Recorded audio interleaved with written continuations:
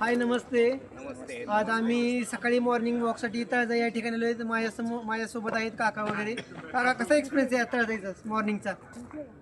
प्रत्येकाने हे सकाळी इथं फिरायला येणं आवश्यकच आहे. आता या दगदगीच्या जीवनात आणि आता जे प्रदूषण वगैरे सगळं हे चाललेलं आहे, तर आपलं एक सुंदर हवा, सुंदर वातावरण, अशा वातावरणात जर आलं आणि व्यायाम केला तर ते शरीराला पोषकच आहे आणि त्यासाठी फिरायला येणं हे अत्यंत आवश्यक आहे. आणि आजकालची तरुण जी जनता आहे ना काका, सकाळी उठायचं जरा आळस करते, त्यांच्याबद्दल तुम्ही 2 वाक्यात काय सांगू शकता?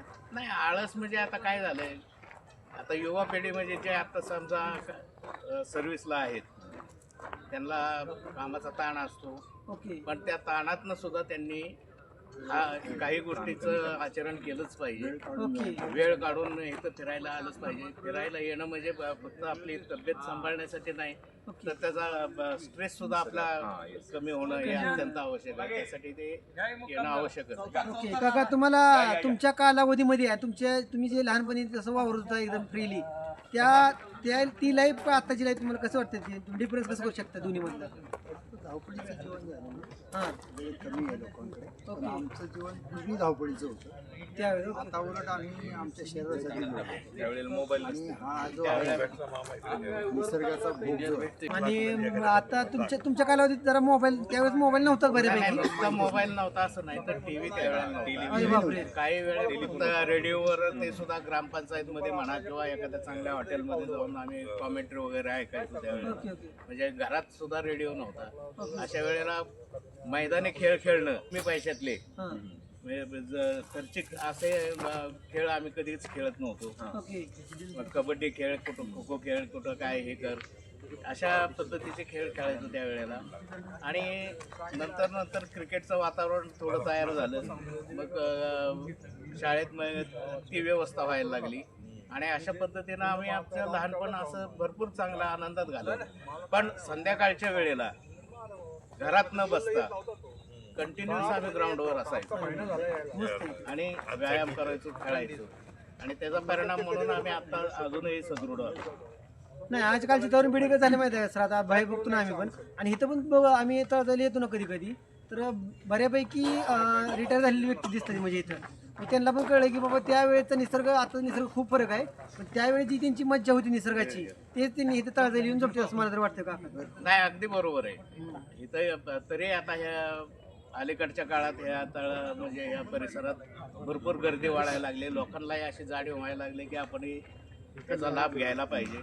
आणि रविवार, शनिवार म्हणजे जे सुट्टीचे दिवस आहेत, गर्दी असते तिथं. आता बऱ्याचशा शाळा सुद्धा आपापल्या शाळेतल्या मुलांना इथं ट्रिप घेऊन येतात, इथला परिसर दाखवतात, त्याचा आनंद घ्यायला लावतात. इथं बरेच मोर आहेत, इतर प्राणी आहेत, पक्षी आहेत, त्याच्यासाठी सुद्धा येतात बरीच जण. आणि हे काका, हे तळजाई नाव म्हणजे काय? तळजाई नाव कशावरून पडले तळजाई बाबा एवढं ट्रिक? हा परिसरच मंदिर आहे एक इथं, आणि हा एरियाचा असा गव्हर्नमेंट रिझर्व असल्यामुळं आणि इथं भरपूर झाडे असल्यामुळं इथं बाकीचं कोणालाच तसं हे नाही आहे त्या. आणि इथं हा परिसरच असा डेव्हलप केला गेला आहे, म्हणजे सरकारने सुद्धा हा डेव्हलप केलेला आहे. आणि काका, तुम्ही ज्यावेळेस शाळेमध्ये होता, म्हणजे लहान वयात, तर त्यावेळेची लाईफ कशी होती तुमची? त्यावेळेला अत्यंत म्हणजे फारच चांगलं असं जेवण होतं. म्हणजे एवढं आत्ताच्या सारखं मुलांसारखं ह्याचं ओझं नव्हतं, दप्तराचं ओझं नव्हतं किंवा काय नव्हतं. ठराविकच विषय होते, पण ते चांगले होते. आणि त्याच्यातूनच सगळे ओझं उचलत नाही असं दप्तर त्याला दिलं जातंय. हे अत्यंत म्हणजे घातक आहे ते. ओझं दिलं जाते पण आणि वाचलं त्याच्यावर एवढं बर्डन आहे आत्ताच्या मुलांवर, लहान मुलांवर सुद्धा, की ते बर्डन निश्चितपणे कमी व्हायला पाहिजे. कारण त्यांच्या बर्डनमुळं त्यांच्या पालकांचं बर्डन वाढायला लागलंय आता सध्या. त्यावेळी मुलांचा अभ्यास घेणं हे एवढंच त्यांना आता काम राहिलंय. ते सुद्धा टेन्शनमध्ये असतात, मुलं सुद्धा टेन्शनमध्ये असतात. हे टेन्शन फ्री वातावरण निर्माण व्हायला पाहिजे आणि त्यासाठी सरकारने सुद्धा काहीतरी करायला पाहिजे. त्याची निश्चित आवश्यकता आहे ह्या गोष्टी. शरीर हीच खरी संपत्ती हे त्यावेळेला मनावर बिंबवलं जायचं आणि कुठल्याही गोष्टीचं बर्डन नव्हतं. अगदी मोकळेपणाने त्या ठिकाणी वावरलं जायचं. कारण तुम्ही शाळेत गेला तुम्हाला किती अभ्यास येतोय, पहिला नंबर आला पाहिजे का शेवटचा आला पाहिजे, याच्यावर कोणाचंही बंधन नसायचं. आल्यानंतर तुम्ही शाळेतून अभ्यास करा नाही तर करू नका, पण सगळेजण पहिले खेळायला जायचे. प्रत्येक गावामध्ये तालमी होत्या, त्या ठिकाणी खेळायला लोक म्हणजे मुलांना न सांगता की पायचे ओढायचे. आता जागेत पैसे देऊन जिम आणा आणि त्याला जिम मध्ये जा आणि तिथे पैसे खर्च करा. आणि खाण्याला सुद्धा तुम्हाला अगदी काहीतरी असं बाहेर जे आता प्रॉडक्ट मिळतं ते दिलं जायचं, पण ते जे पहिले जे सकस अन्न होतं की जे असेल ते खायचं भूक लागली की, आणि त्याच्यावर माणसाचं मुलांचं जीवन अतिशय चांगल्या पद्धतीने जायचं. म्हणून तर काका मला असं वाटतं की जे आता वयस्क आहेत म्हणजे काही जण आता तुमच्या वयाची माणसं म्हणा, तुमचं आयुष्य खूप आहे म्हणजे असं, आणि आता ही तरुण पिढी बघतोय ना कुठे अटॅकनं वगैरे एक्सपायर झालेले बघतोय, काही जण डिप्रेशनमध्ये जाऊन करतात आत्महत्या.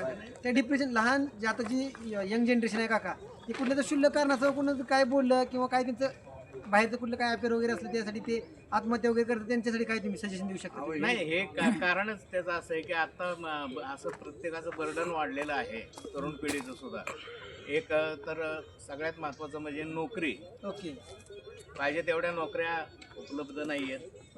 म्हणजे शिक्षण होऊन सुद्धा जर एखादा माणूस जर नोकरीला नसेल किंवा कमवत नसेल तर त्याला डिप्रेशन हे येणारच, आणि ओघानं तो इतर मार्गाला लागणार, आणि त्यातनं जे निर्माण होणारे त्या समस्या आहेत त्याच्यासाठी मग तो आणखीन डिप्रेशनमध्ये जाणार, आणि त्यामुळे ते हे प्रमाण वाढत चाललंय. पहिला नंबर पाहिजे का दुसरा पाहिजे हे त्यावेळेला बंधन नव्हतं. 5 झाला म्हणजे अगदी खूप झाले. नाही त्यावेळेस पण शिक्षण पद्धती कडक होती, पण आता जे बघतो ना शिक्षण पद्धती त्यावेळेची ना आता शिक्षण पद्धतीत खूप बदल आहे का? नाही, फारच बदल आहे. आणि हे म्हणजे आत्ताचं म्हणजे कसं आहे, अगदी 4 प्रश्न विचारायचे, 4 उत्तरं लिहायचे आणि त्यातलं कुठलं बरोबर आहे असं ही आत्ताची पद्धत आहे. ओके तर शॉर्टकट आहे हे सगळं. पूर्वी कसं निबंध लिहायचा म्हणजे 2-2 पानाचा आम्ही निबंध लिहितो, त्यामुळं विचार करायला आमची त्यावेळेची तयारी होती की अजून आपल्याला काय लिहिता येईल, अजून आपल्याला काय द्यायचं. असं आता तसं राहिलेलं नाही. ह्या 4 मधलं कुठलं घ्यायचं बरोबर तेवढं हे करायचं. आता ही सगळी मुलं तुमचं ते गाईड मधून आणि याच्यामधून सर्व अभ्यास करत असतात, ते पाठांतर करत बसतात. त्यावेळेला तो हा प्रश्न नव्हता. शाळापेक्षा पुस्तक असायचं, आता ते पुस्तक तुम्ही तयार करायचं, तुमचं तुम्ही वाचायचं, तुमच्या मनाने लिहायचं. पुन्हा आता काय झालं माहिती का, मुलाशीला आयतं देऊन पण ती मुलं करत नाही तो. मग त्यावेळेस तुमच्यावेळेस शिक्षक पण लय मारायचे असं मी म्हणजे वडिलांकडून वगैरे शिक्षक ऐकलं. तर मारायचे, आणि शिक्षकाने जर मारलं आणि घरच्यांनी विचारलं काय झालं होतं आज, हां. तर ते शिक्षकाला येऊन सांगायचं की त्याने जर अभ्यास केला नाही तर त्याला अजून मार. नाही, नाही. आताची परिस्थिती असं आहे, एखाद्या मुलाला बोललं तरी ते पालकाला राग येतोय, आणि त्याच्यासाठी जाब विचारायला ते ही शिक्षकाकडे तक्रार पालकाला जरी सांगितलं ते पालक घरी ठोकायचं. हा. पहिले त्यावेळेस ना, आणि त्यावेळेस तुमच्या काळी शिक्षक लोक घरी यायचे तुम्हाला डायरेक्ट म्हणजे हो, गँग सांगायचे. असायची, आर्मी असायची तुमच्या शाळेतली हो. मुलाशींची, ती डायरेक्ट घरी येऊन डायरेक्ट उचल तांगडी करून घेऊन जाते त्यावेळेस. अगदी अगदी अगदी आता स्कूल बस वगैरे आताचं जीवन पण खूप बदलत चालले का? वाईट आहे. हे शिक्षण पद्धतीत संपूर्ण म्हणजे व्यापारीकरण झालेलं आहे, त्यामुळे हे असं घडलं. आणि व्यापारीकरण झाले त्याच्यामुळे ते गव्हर्नमेंट पण जागा जास्त काढत नाही, सुखसुविधा जास्त दिल्या त्यांनी. गव्हर्नमेंटनेच हा खेळ केला शिक्षणाचा. शिक्षण नाही गव्हर्नमेंटने शिक्षणाला जर महत्त्व दिलं तर ही गोष्ट झालंच नाही. शिक्षकाला सुद्धा एवढा आदर होता. आणि गावापासून शिक्षक गावात येतात, मुलांची काळजी घ्यायची. त्यावेळेस. आणि मुलं फुकट शिकवायचे ते रात्रीच्या वेळेला. ते कधी पैशाची अपेक्षा करत नाही. शिक्षक जरा गावातून फिरायला लागला तर ही मुलं पळून जायची शिक्षक पाहिले की आपल्याला काय रागवतील, काय करत होते. आणि पालक सुद्धा आदराने त्यांना बोलवायचे, या बसा. एक रिस्पेक्ट फार मोठा होता. तो आता रिस्पेक्ट इथे राहिला नाही. क्वचित पाहायला मिळतं. त्यावेळेस पण बरं का मी शिक्षकांबद्दल खरं आम्ही पण त्या थोड्या आम्ही काय म्हणतो की जनरेशन चेंजमध्ये आमचा जन्म झाला आहे थोडक्यात. आम्ही ती पण लाईफ थोडीफार अनुभवली, आता पण लाईफ अनुभवतोय. आणि त्यावेळेस आदरयुक्त भीती असायची शिक्षकांची, पण आता शिक्षकांना पूर्ण उलटं बोलते, शिवाय काय झालं तरी. त्याला कारण आहे गव्हर्नमेंटने त्यांची अति लाड केले. ओके. नाही, गव्हर्नमेंटने म्हणण्यापेक्षा रागवायचे सुद्धा नाही. पाश्चात्य संस्कृती म्हणतो ना आपण, की मुलांना स्वतंत्र हे केलं पाहिजे, त्यांना रागवायला नाही पाहिजे, मारलं तर लांब. हे मार देणं तर वगैरे ते लांबच. तर ती संस्कृती जास्ती करून आपल्याकडे यायला लागली. तर त्याचा परिणाम आपल्याकडे जास्त व्हायला लागला. अहो 4 आणि 5 वर्षाच्या मुलांच्याकडून एवढी मोठी अपेक्षा असते की त्याला ABCD आली पाहिजे. इंग्लिश माध्यमामध्ये त्याची मातृभाषा मात्र मराठी, पण त्याला शिकवायचं मात्र इंग्रजीमध्ये. आणि दुसरी गोष्ट, इंग्रजीमध्ये ज्या वेळेला 5वीला इंग्रजी सुरू व्हायचं, 8वीला इंग्रजी सुरू व्हायचं, हे इंग्रजी फार आता 4 वर्षाच्या ज्युनियरला आणि सिनियरला होत आहे. आणि त्याच्यामध्ये त्याला वाक्य आली पाहिजे, त्याला शब्द आले पाहिजेत. एवढी मोठी अपेक्षा याकडून धरली जाते.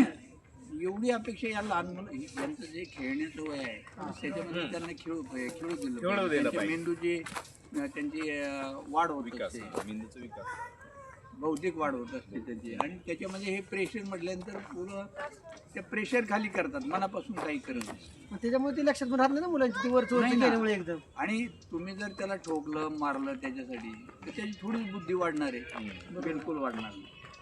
बुद्धीत वाढ मारणाने होत नाही, त्याला समजून घेतलं पाहिजे आणि समजून दिलं पाहिजे. आणि त्यावेळेस पण एवढी साधनं पण नव्हती ना सर अवेलेबल काका, की मोबाईल नव्हता त्यावेळेस, एखादं काय मोबाईल बघणं. नव्हतं, काय नव्हतं. आणि आता सगळं अवेलेबल असून मुलांचं थोडा ते काय म्हणतात की अभ्यासावरती थोडं लक्ष, कॉन्सन्ट्रेशन नाही त्यांचं.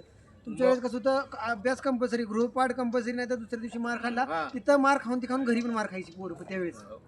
बरोबर आहे. नाही, मोबाईलमुळेच ही पिढी आत्ताची जास्ती बिघडायला लागलेली आहे. त्याच्या आहारी जास्ती गेलेली आहे. लहान लोक म्हणजे आता म्हणजे लहान मुलाला जर मोबाईल नाही दिला तर तो सुद्धा किती रडतो हे बऱ्याच वेळा आपण युट्यूबवर बघतो. की त्याच्या हातात जर आणि हातात मोबाईल दिला की तो लगेच गप्प बसतोय. म्हणजे ही जी वातावरण आता जे पसरत चाललंय त्याचा हा परिणाम आहे की फारच त्याचा परिणाम डोळ्यावर किती होतोय, त्याच्या बुद्धीवर किती होतोय. मग ते मोबाईल बघण्यात त्याचा जो वेळ जातोय त्याच्याऐवजी त्याने अभ्यासात वेळ घालवला तर किती चांगलं होईल. हे सगळं आता बाजूला व्हायला लागलंय. त्यामुळे हे लहान मुलांचं आता तसं हे व्हायला. संस्कारक्षम असं त्यांच्यावर काय त्याच्यातून दिलं जातं. बरं, ज्या वयामध्ये या मुलांना जे जे संस्कार पाहिजेत असं काहीच प्रसारित केलं जात नाही. म्हणजे नाही त्यांनी लोकं त्या गोष्टी फक्त त्या मोबाईल मधनं ते बघत असतात. तेच की 100% मधलं 99% बाधित बघायचं, 1% फक्त बघायचं. काका तुम्ही म्हणता 1% पण बघणारी जनता नाही काका. मी नाही. ते काय म्हणतात की सोशल मीडिया त्याचा जेवढा चांगला यूज करतोय ना आपण, त्यापेक्षा 10 पटीने त्याचं डिसएडव्हान्टेज लहान मुलांना होते पहिले. कारण लहान मुलं काय आता बघतो ते मोबाईल थोडे यूज होत नाहीत पुढे. मोठी पण तशीच करले लहान मुलाबरोबर. बरोबर आहे. मुळात ते मोठ्यांचं अनुकरण करतात ना. हे पहिलं मोठ्यांनी पाळलं गेलं पाहिजे. ओके. की आपण त्याच्यापासून बाजूला राहिलं तर आपली मुलं, आपली नातू वगैरे बाजूला राहणार, अन्यथा तेच करत राहणार.